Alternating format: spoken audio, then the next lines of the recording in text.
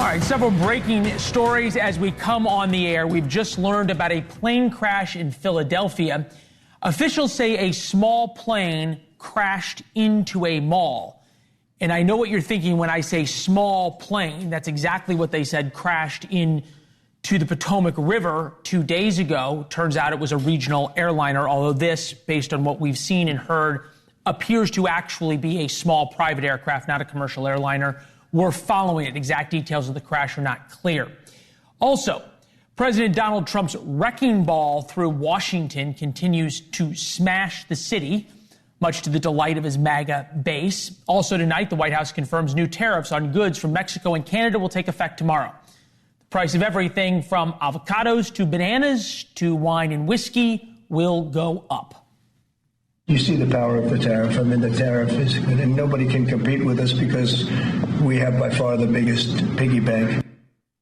Before heading off to Palm Beach for the weekend, Trump casually fired anybody in the FBI or Justice Department who worked on January 6th cases or the investigations into Trump himself. Call it a Friday night massacre. But if they fired some people over there, that's a good thing because they were very bad. They were very corrupt people, very corrupt, and they hurt our country very badly with the weaponization. They used the Justice Department to go after their political opponent, which in itself is illegal. And obviously it didn't work. No, it didn't work. In fact, the investigations into Donald Trump probably contributed to Donald Trump winning the 2024 election, significantly contributed. President Trump's supporters love that he tells it like it is. This afternoon, he said a Black Hawk helicopter was too high when it crashed into an American Airlines jet. President Trump doesn't wait for investigations. President Trump says he will end DEI at the FAA. Things will happen with the stroke of a pen. With that, we welcome you to the Ferris Network on television. Right now, the president is selling hope. That's our Why It Matters segment. 2 weeks into President Trump's second term, he is exceeding beyond anyone's imagination or expectations. That is not a value judgment on what he is doing. You can agree or disagree with what he is doing and how he is doing it. But he promised to destroy the establishment, and by God, he is crushing the establishment. Take tariffs. The establishment hates tariffs. Everybody thought the president was bluffing on 25% tariffs against Canada and Mexico, plus 10% on China. Nope, not bluffing. They start tomorrow. Tariffs, inflation, they cause success. They cause big success. So we're going to have great success. There could be some temporary short-term disruption, and people will understand that. And tariffs against the European Union are coming next. But here comes the rub. Americans love what Trump promises. Lower prices, end of DEI. We're going to bring back competency, fire federal workers. Everybody comes back to the office. The American people, though, have very, very little patience for disruptions. Just think back to when we all hoarded toilet paper during COVID. Since we are the only network that is fair to President Trump, we need to give the president his due, particularly when it comes to immigration and the border. ICE agents are carrying out targeted raids across the country. Deportation flights from Texas are ongoing.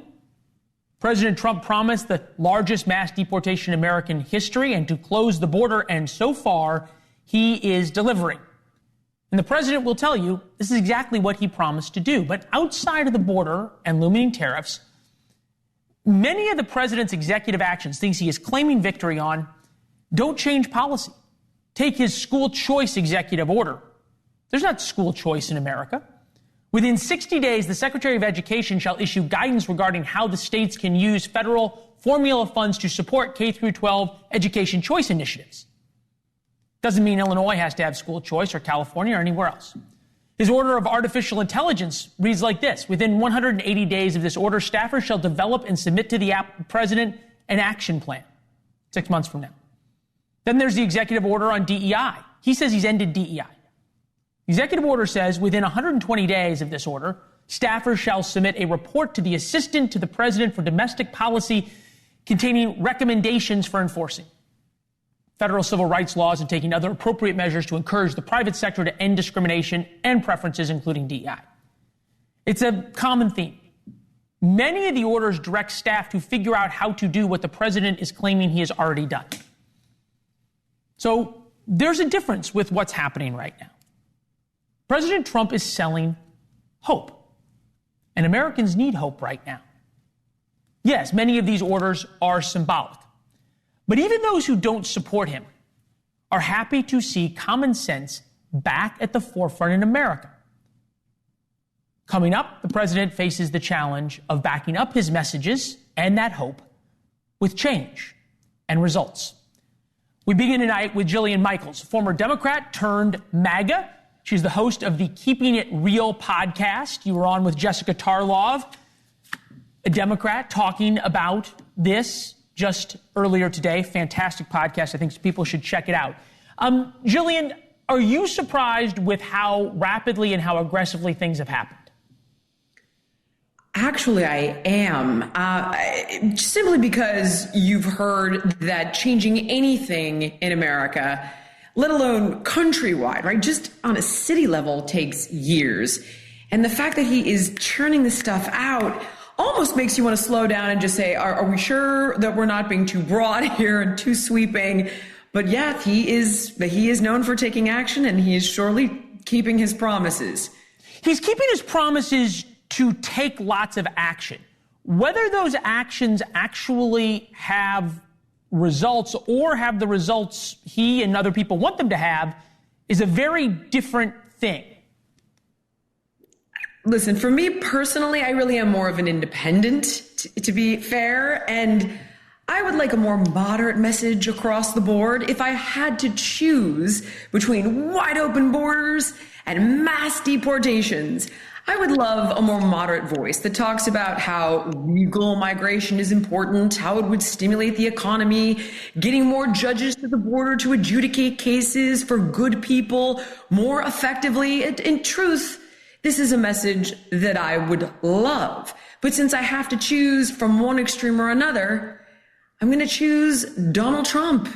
All right. Because we have seen our infrastructure be overrun. We have seen criminals coming into the country, and even if it's 1%, that's 1% too many.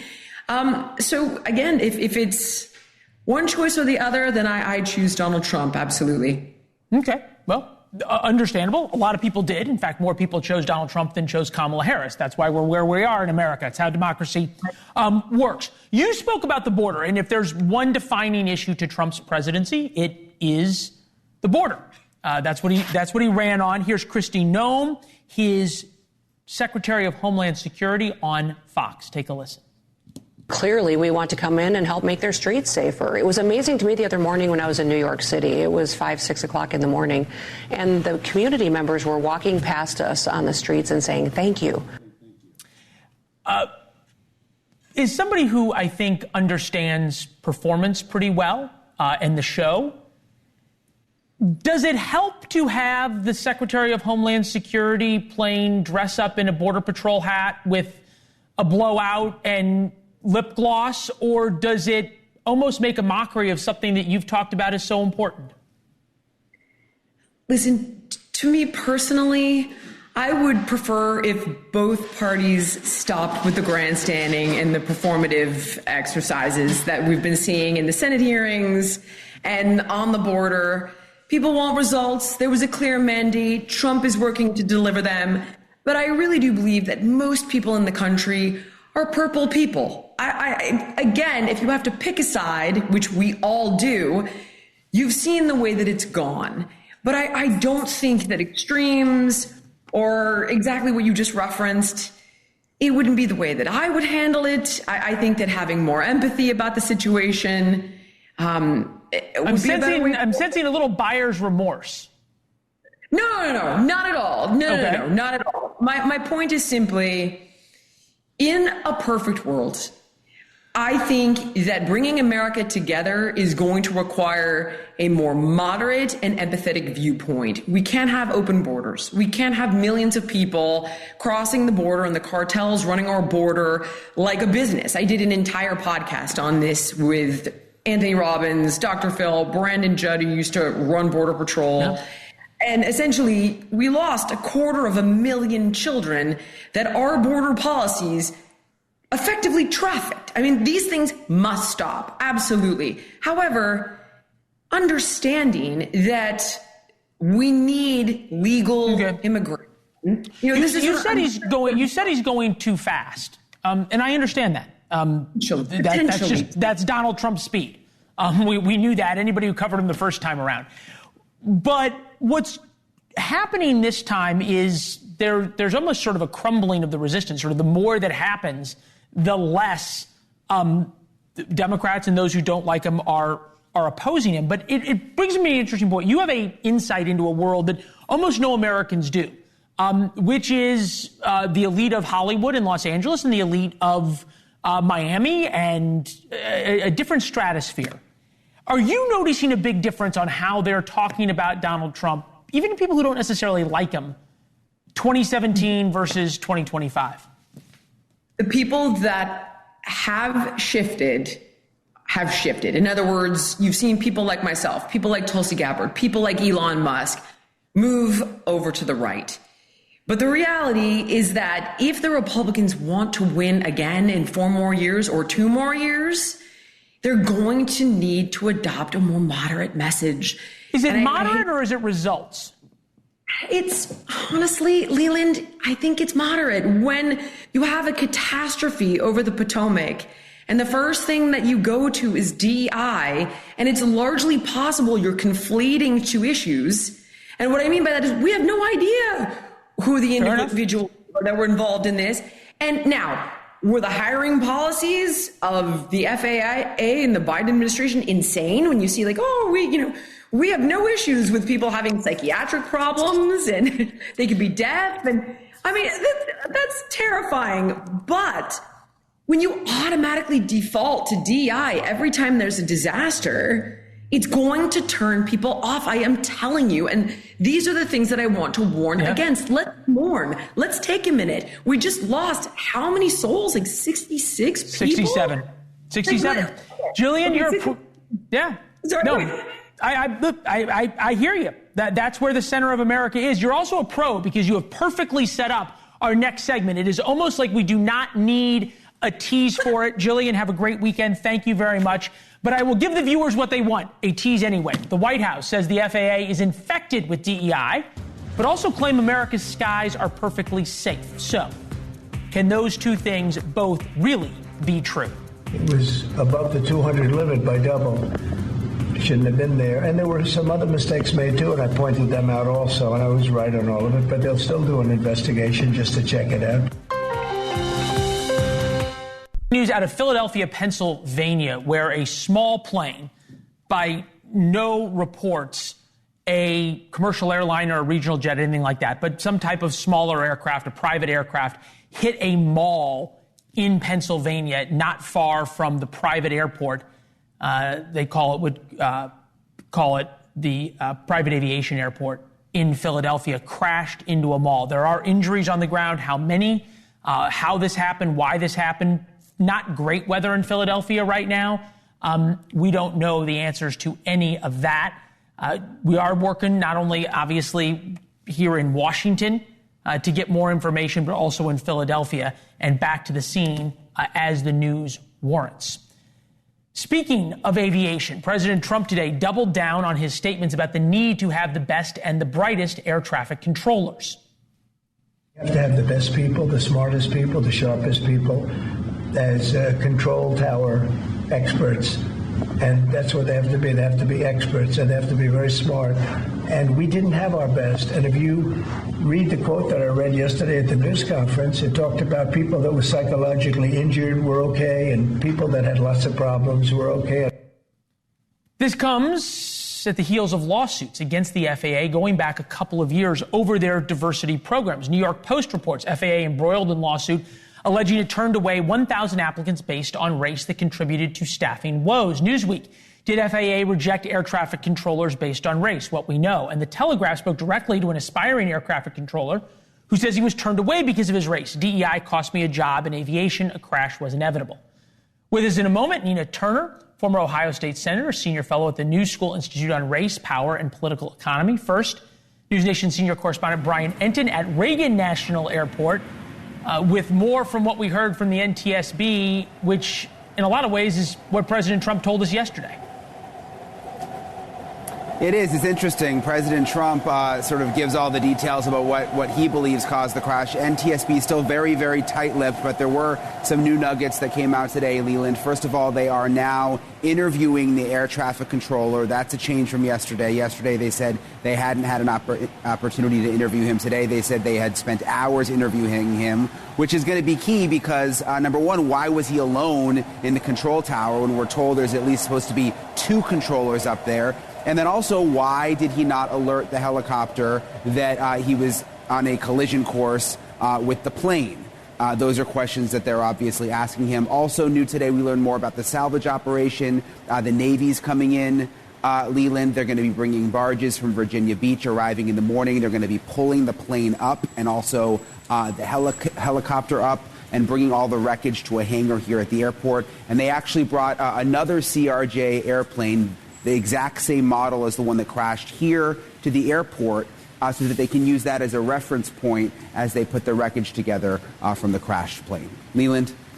Yeah, grim work ahead. Brian, thank you very much. Nina Turner, former Ohio State Senator, senior fellow at the New School Institute on Race, Power, and Political Economy. Jillian Michaels was on before the break. I don't know if you heard her, but she said a couple of things can be true at once. One, we don't know if DEI played any role in the hiring and of any of the people involved in the crash or training. 2, we're all old enough to remember when people waited a while after the bodies had already been recovered before they started politicizing 3. And number 3, and I think this may be the most important part, that the Obama and Biden policies as it related to the FAA and hiring are absolutely insane. Tell me why she's wrong.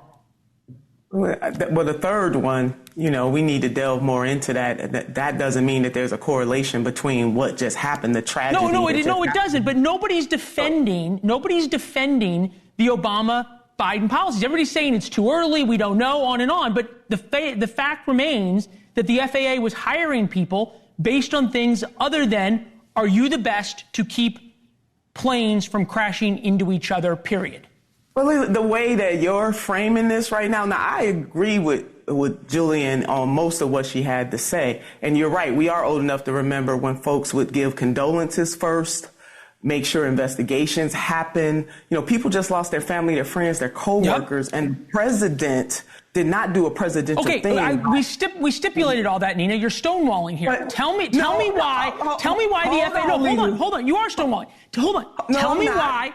Tell me why the FAA putting out guidance that they want to hire people not best on best and brightest, and changing their standards and lowering their standards is a good thing.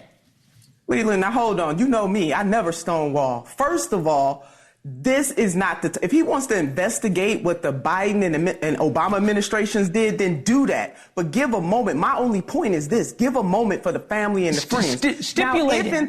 Answer my question. If in fact there were some policies within the Biden and the Obama administration that are not up to par, then let's have that discussion. All I'm simply saying is that throwing every DEI at everything is not the way to get at the fixes that are needed. That is what I am saying. If we can't acknowledge, and these are claims from Adam Laxalt, who sued the FAA, and there's reasons to believe that they're true based on the documents. 2,000 qualified controllers not hired due to DEI. The Obama administration threw out aptitude tests because the tests changed. The way they picked controllers changed, and the standards were lowered so they could give preferences to people based on race and other criteria. Yes, they were. You know what? Now, we want to talk about preferences based on race. Now, since you want to go there, Leland, we're going to go there. For the inception of this country, preferences have been given. Oh, come on. No. I'm asking right now. Leland, now, what I am saying to you is that all of this negative DEI talk makes it seem as though Black people in particular, and then other people of color in general, or people who are otherly able, cannot get jobs based on merit.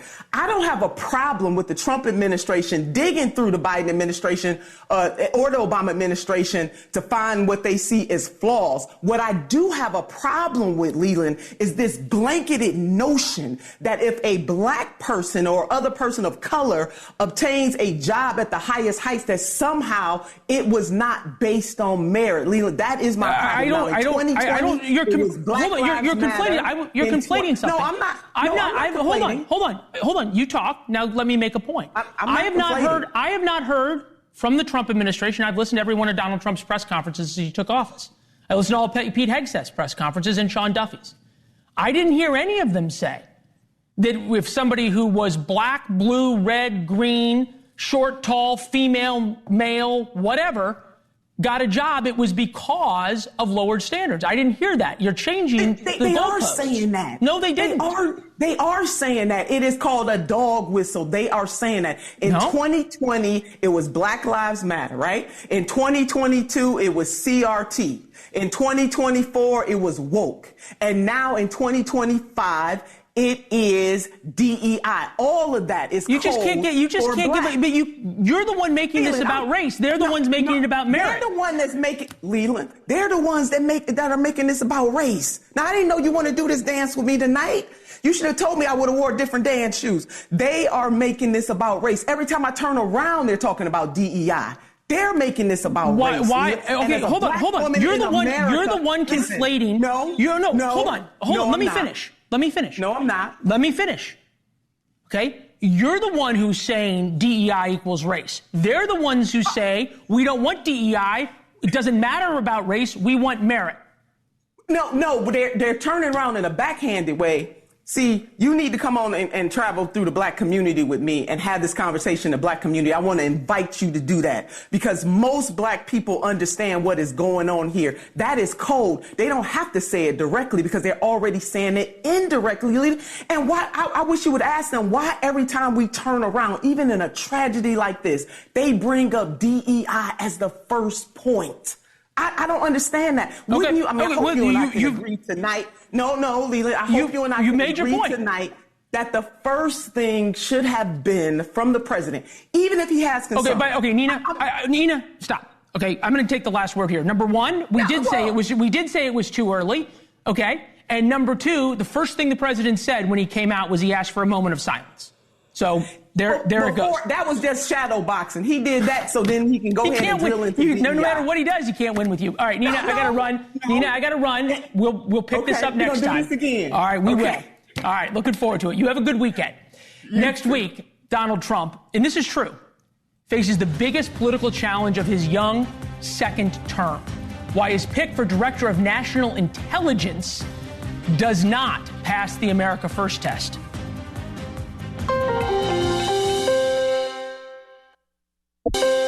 Quick update on what we know about the plane crash in Philadelphia. The CBS affiliate in Philadelphia is reporting that a Learjet that was a medical rescue plane, a private medical evacuation plane flying from the private airport in Philadelphia to Springfield, Missouri, crashed about 3 miles from the airport into a mall. You see the large fireball still there burning.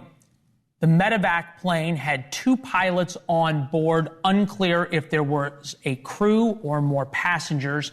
Flying from Philadelphia to Springfield, Missouri, you would think that it was most likely bringing somebody back. Sometimes these aircraft are also used to transport organs, depending on the timeliness and the need to get organs from one place to the other.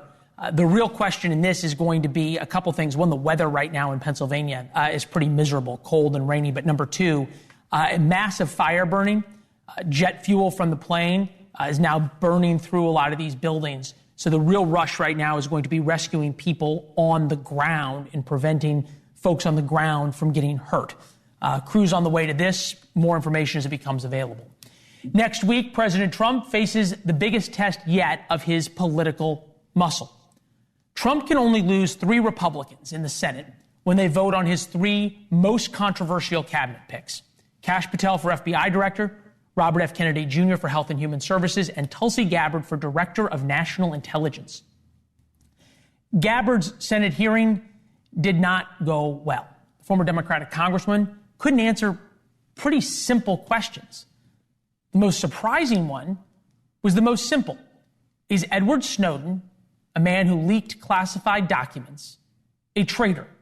This is a bipartisan issue.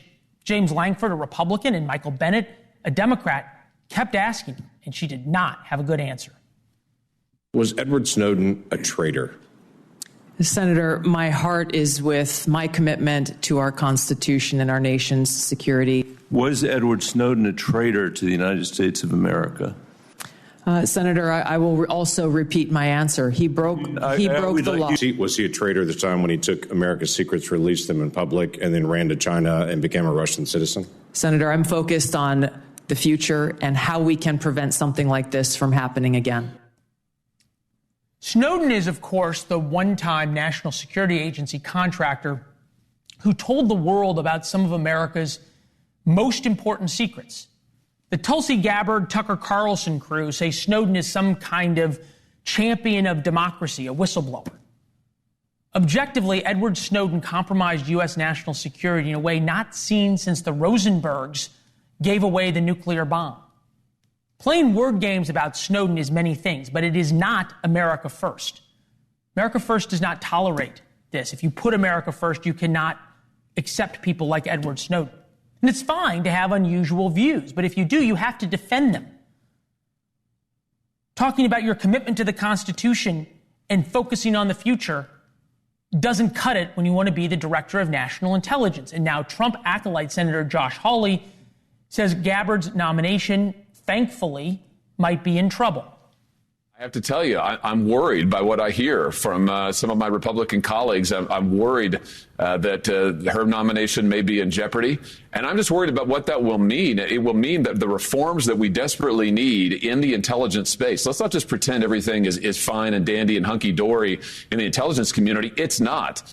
With us now, Ambassador John Bolton, former U.S. National Security Advisor under Trump's first term. Good to see you, sir, as always. Can two things be true at once? One, Tulsi Gabbard has some serious issues. Two, the intelligence community needs reform. But I'll ask you the question I can't figure out. Why are the certain wing of the Republican Party so obsessed with her? Well, it's hard for me to understand. I don't doubt there's a need for reform in the intelligence community to make it more aggressive. We have the example of Mossad in Israel, which continually is doing things that just wouldn't make it to stage 2 of planning in the U.S. intelligence community. I'm all in favor. I'm in favor of reform in a lot of government agencies, including the State Department, where we need a cultural revolution. All of that has nothing to do with Tulsi Gabbard. She's utterly unqualified, worse than unqualified. She's dangerous. And let's face it, when she can't answer that question about whether Edward Snowden is a traitor, yes or no, she's got a problem right there. And she knows it. I think if she were truthful, she would have said, no, I don't think he's a traitor, which would have been disqualifying. That's why you get the evasion. Why is this Edward Snowden issue? And I want to sort of be fair to this wing of the Republican Party and the Democratic Party, sort of this horseshoe of Josh Hawley and Tulsi Gabbard. Why have they become so obsessed with Edward Snowden? Why is this the litmus test? I can't answer that question, honestly. If he's such a hero, why didn't he come back to the United States and stand up for himself? Why is he hiding in Moscow? Why do you have to go to Moscow to get an interview with him? That tells you everything you need to know about Edward Snowden. If he were a real American, he'd be here defending himself. Okay.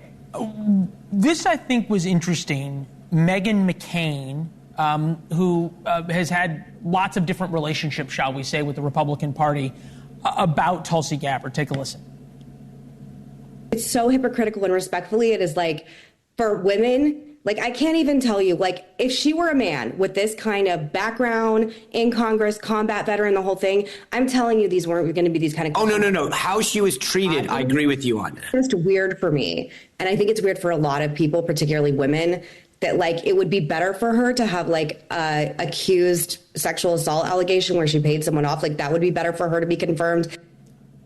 I don't think this has anything to do with her being a woman. It has to do with how she has talked about Vladimir Putin and Bashar al-Assad and how she's talked about Edward Snowden. Yeah, let's deal with the combat veteran thing first. She served honorably. I have no critique about her record at all. Let it stand for itself. But is that to say that if you ever once wore the uniform, you can't be a spy? Shall we name a few names? David Greenglass, you mentioned the Rosenberg spy case a few minutes ago. There was David Greenglass in the Army in Los Alamos spying for the Soviet Union. Let's not forget John Anthony Walker, a Navy intelligence officer, convicted of spying for the Soviets, I think during the Reagan administration, earning the nickname Johnny Walker Red. You can be wearing the uniform and be a foreign agent. Now, I'm not saying she is, but the fact that she honorably wore the uniform does not excuse her or anybody else of criticism where it's merited. I'm going to give you the last word on this. I just want to put a button on this because you said it doesn't preclude somebody from being a spy. Then you said you're not suggesting she is. So if you're not suggesting she's a spy, then what's wrong with her that would be worthy of disqualification? I think she's what Vladimir Lenin was once said to have called a useful idiot. Her views are so bizarre, really on a different planet. She doesn't have to be a Russian agent. Nobody has to accuse her of that, although Mitt Romney did say she was treasonous, and Hillary Clinton, her fellow Democrat, said the Russians were grooming her to run for president. I think if the Senate confirms her, it's going to cause incalculable harm to our intelligence agencies. We won't be reforming them, we'll be destroying them. Well, sir, you speak from experience on these matters. We've learned to listen to you and your expertise. We appreciate it. Have a good weekend. You too. Thank you for having me. By today at 5 p.m., most federal employees had to delete their pronouns out of any email signature. Came from an executive order ending the gender identity junk that defined the Biden administration. Of course, it's going to get challenged in the courts by Democrats. They will claim free speech, and they very well may be right about that. But speaking of pronouns and the Biden administration, back then, Biden didn't have to order anybody to put their pronouns in government email signatures. Something much more powerful than an executive order forced it. It's called peer pressure. Just ask Pete Buttigieg, the transportation secretary. He, him, right there in his Twitter profile. Having your pronouns proved you fully bought into the DEI orthodoxy of intersectional oppressor-oppressed ideology. You were woke. You were in touch with your privilege. You were good and virtuous. And of course, against people who had such parochial views of men being men and women were women. You had your pronouns. But times have changed. Even before Trump's order, Buttigieg deleted his pronouns. We aren't sure exactly when this happened, but they are gone from his Twitter profile. It coincides with the former mayor of South Bend thinking of running for Senate in Michigan. And now, pronouns are politically toxic. Buttigieg knows this. Everybody knows it. Even the ultimate progressive warrior, Alexandria Ocasio-Cortez, the ultimate in all things good and virtuous, deleted her pronouns. In other words, this was all performative. Deleting pronouns is admitting that nobody, especially these people, ever believed the DEI gender identity junk. They used it for power.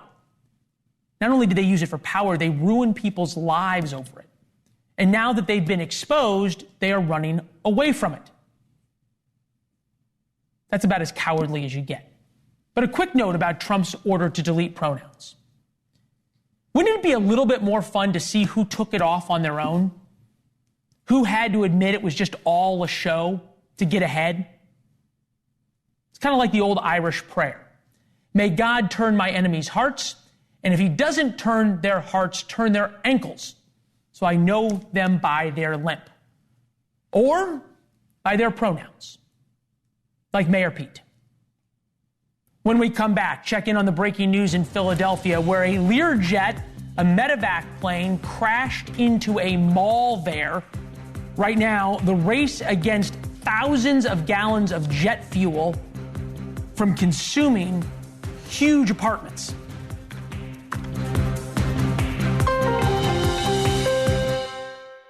Two people on board, a pilot and a co-pilot, crashed about 6:30 after taking off from the executive airport in Philadelphia. It got to about 1,600 feet and then nosedived into an area near a mall, and as you can see, a bunch of apartment buildings.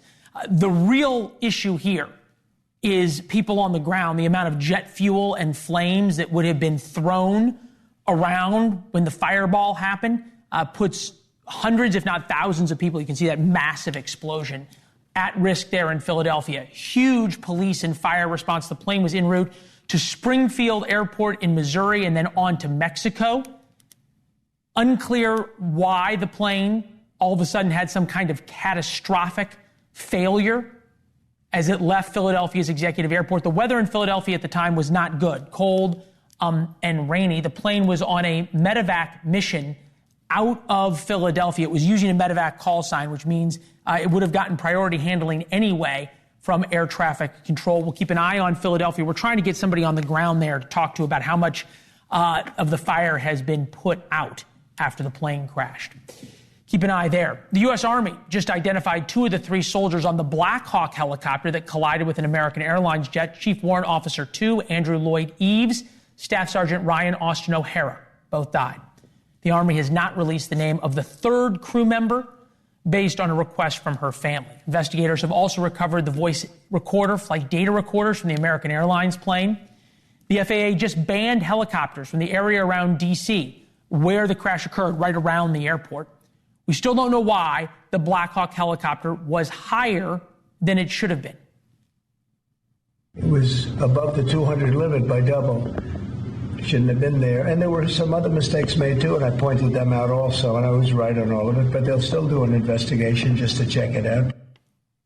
Lieutenant Colonel Darren Gabb is with us, seasoned Army Black Hawk helicopter pilot, more than 2,000 hours. We've heard it all. The night vision goggles limit your depth perception. They limit your peripheral vision. Hard to look up in the Black Hawk and see up. Helicopters are designed for pilots to be able to look down at the ground.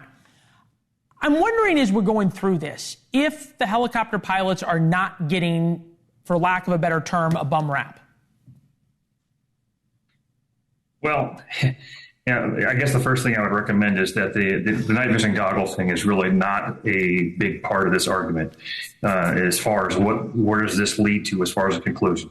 Take note of it, ask the question as you always should, leave no stone unturned, but I think you're going to find that that is largely not part of this equation in a way that's truly important.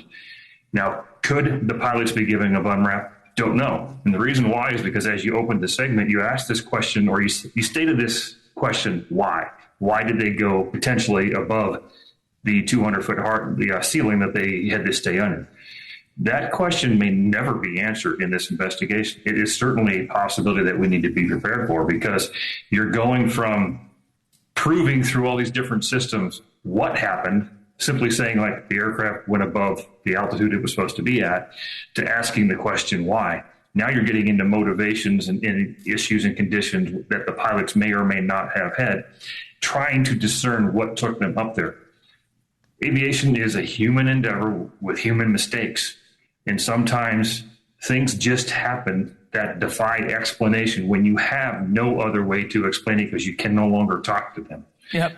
I'm looking at primarily procedural failures and communications challenges between the aircraft and ATC, not blaming the finger at or pointing the finger at any one of them individually at this point. Yeah, there's so much here, right, that there was only one air traffic controller. Normally there's 2.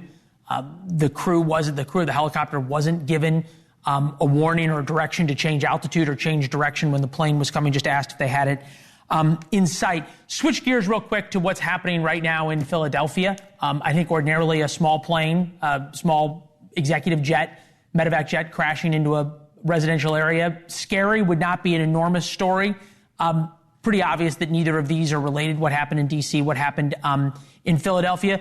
Just at first blush, takes off, gets to 1,600 feet, and then nosedives into the residential area. It had to have some kind of catastrophic failure on board. Yeah, and again, like you said, very preliminary. impossible to state fact right now, other than basically what you already stated. But if I were to lean towards where to start looking right now, I would guess something along the lines of mechanical. Yeah. Because most aircraft, regardless of fixed wing or rotary wing, have something called a glide characteristic. Even if you turn off both engines, it's not going to shoot straight to the ground like a missile, like the video you just showed right now. That's a little different. And so that's why I'm going to stay with mechanical until the evidence leads us elsewhere. All right. That seems like this. Stand by 1 second for me, Darren. Want to bring in Matthew Conway, who witnessed the crash. And I think what the Lieutenant Colonel said is really important, Matthew, that it came in, quote, like a missile. Is that what you saw? Well, no, I want to make it perfectly clear. I think I was speaking with your producers. I'm about a couple miles from the crash scene. My window panes in the house here, excuse me, shook. Excuse me. I'm about a quarter mile or so from the airport. My understanding is that it was on final approach. I'm familiar with the area. Excuse me, Roosevelt Mall. It's a highly congested area, maybe about 5 minutes from me. And as far as the airport, Northeast Philadelphia Airport is a small regional airport. It's not Philadelphia International. I think it's important when everybody. Yeah, no, this was a small. It was a small Learjet that had just taken off on a medevac mission. Darren, back to you. Everything shook, massive explosion and fireball. Looking at the Learjet going to Missouri and then on to Tijuana, Mexico for a medevac mission, it would have been fully fueled.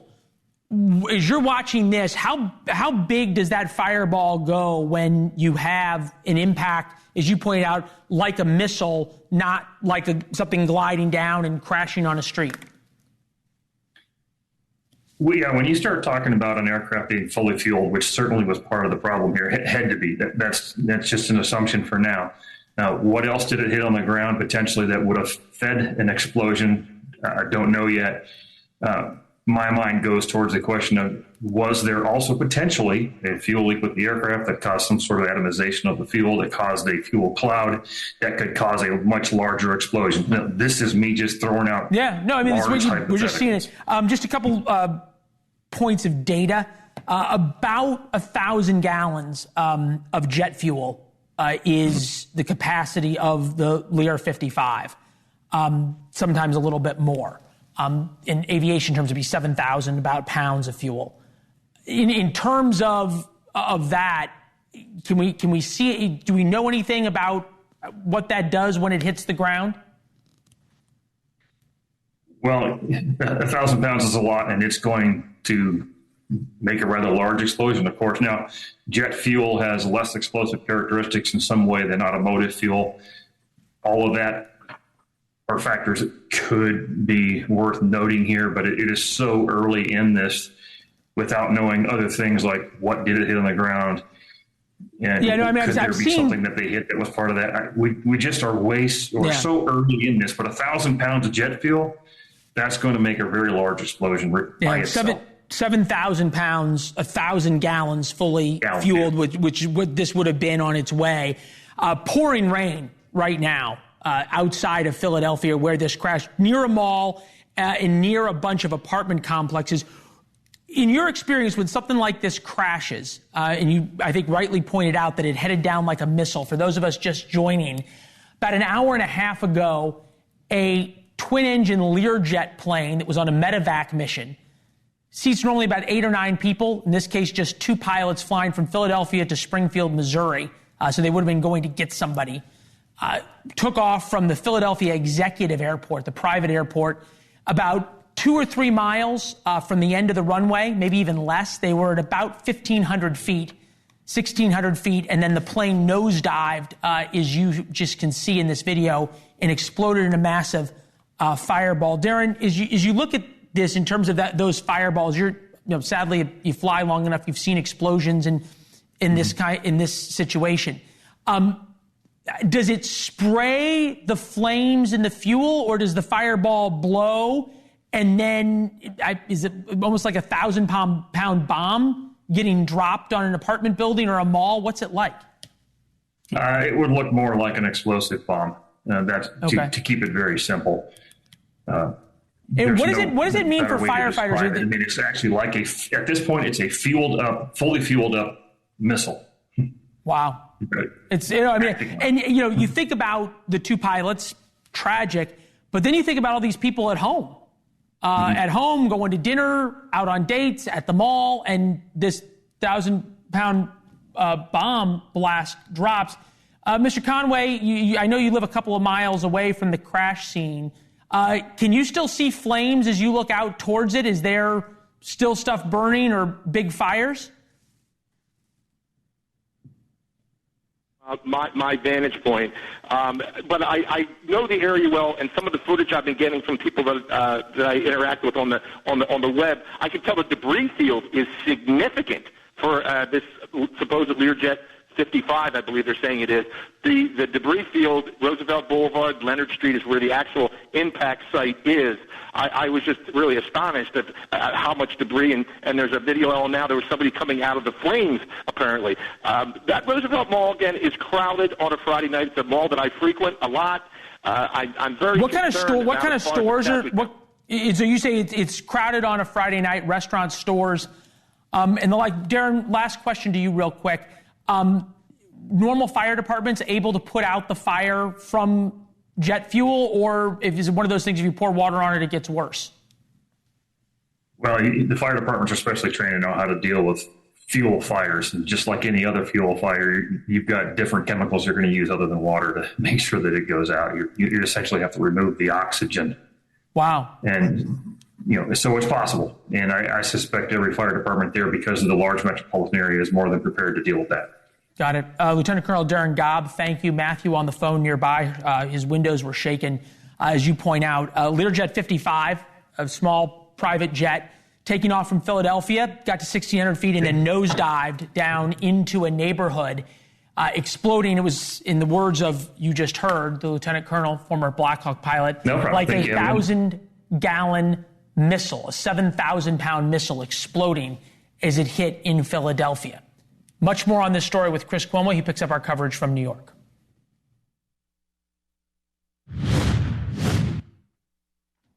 All right, Chris Cuomo here. Welcome to News Nation. We're covering this breaking news that you see on your screen.